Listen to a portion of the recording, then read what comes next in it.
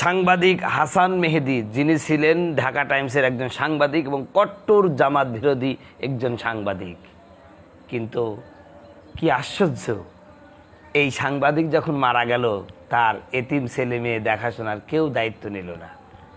যেই জামাত বিরোধী কাজকর্ম করতেন, যেই জামাতকে তিনি দেখতে পারতেন না, সেই জামাতের আমির ডাক্তার শফিকুর রহমান তার বাড়িতে গিয়েছেন। তার স্ত্রী তার সন্তানদের সাথে দেখা করে তার দুই মেয়ের আজীবনের জন্য দায়িত্ব গ্রহণ করেছেন নিজ কাতে জামাতের আমির। কি বিস্ময়কর না? হ্যাঁ, এটাই হলো জামাতের আমিরের বৈশিষ্ট্য। এ যাবৎ পর্যন্ত জামাতের যতগুলো আমির আসছে প্রত্যেকেই মানবিক, তবে ডাক্তার শফিকুর রহমানকে আমার কাছে সবচেয়ে বেশি মানবিক মনে হয়।